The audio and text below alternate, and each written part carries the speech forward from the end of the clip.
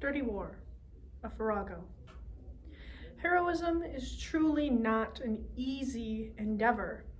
It's dirty, ugly, and a deathly achievement. This excerpt from the poem Song of the Mud by Mary Borden is the perfect example of this unsurviving strife. This hymn of the mud, the obscene, the filthy, the putrid, this vast liquid grave of our armies has drowned our men. Its monstrous, distended belly reeks with the undigested dead. Our men have gone into it, sinking slowly and struggling and slowly disappearing. Our fine men, our brave men, our strong young men, our glowing red, shouting and brawny men. Slowly, inch by inch, they have gone down into it. Its darkness, its thickness, its silence. Slowly, irresistibly, it drew them down, it sucked them down, and they were drowned in thick, bitter, heaving mud. Now it hides them, oh, so many of them.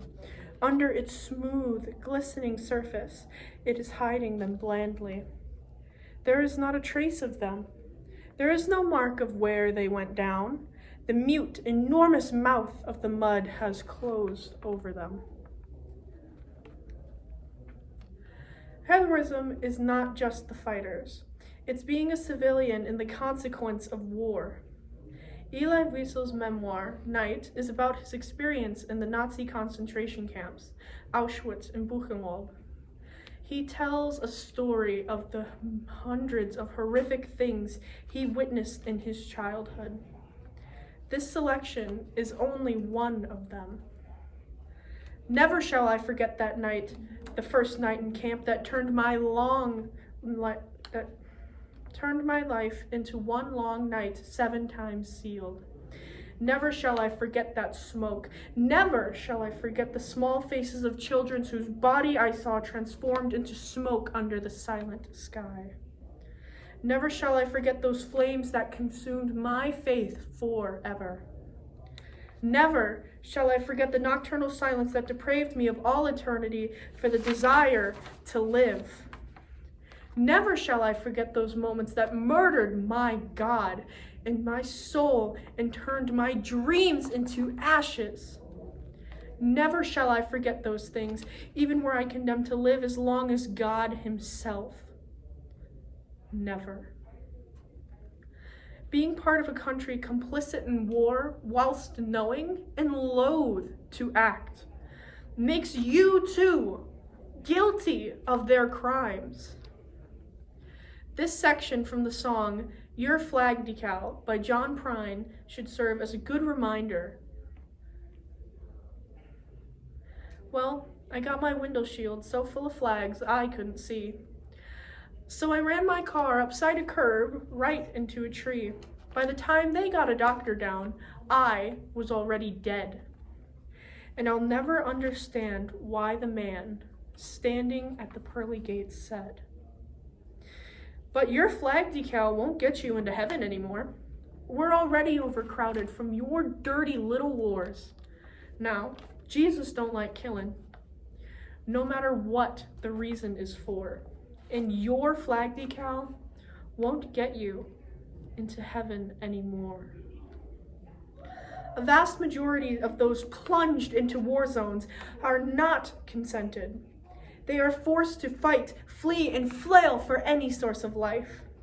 These people, often children. To an Iraqi Child by David Krieger is about a 12-year-old boy whose home was hit by a U.S. missile. He lost his mother, his father, his brother, and 11 other relatives. Not only this, he lost both arms in the bombing. He wanted to become a doctor.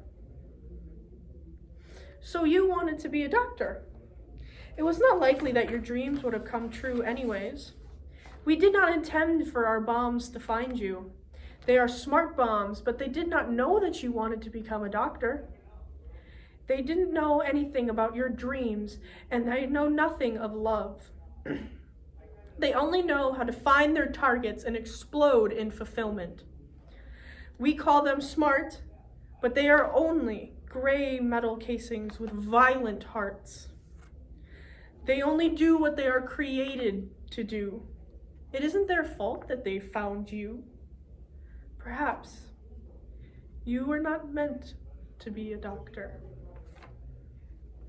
Heroes die too, but they deserve the best death we could possibly give them. This next poem by Palestinian poet Masabu Abutoa is titled, "We Deserve a Better Death." We deserve our better death. Our bodies are disfigured and twisted, embroidered with bullets and shrapnel. Our names pronounced incorrectly on radio and TV. Our photos plastered onto the walls of our buildings fade and grow pale.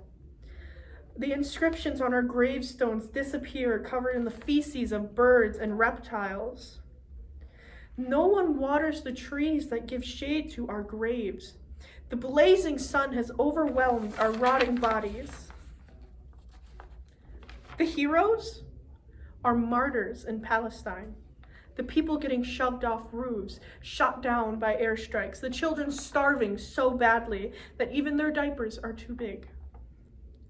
The schools that have been targeted and bombed, the women of Palestine who are forced to give birth on rubble with no medicine at all. The lives that have been completely and utterly destroyed. They are the true heroes. The Palestinian poem, "Screw Your Lecture on Craft, My People Are Dying," by Noor Hindi tells of these tales. Colonizers write about flowers. I tell you about children throwing rocks at Israeli tanks seconds before becoming daisies. I want to be like those poets who care about the moon. Palestinians don't get to see the moon from jail cells and prisons. It's so beautiful, the moon. I pick flowers for my dead father when I'm sad. He watches Ali Hazira all day. I wish Jessica would stop texting me Happy Ramadan. I know I'm American because when I walk into a room, something dies. Metaphors about death are for poets who think ghosts care about sound.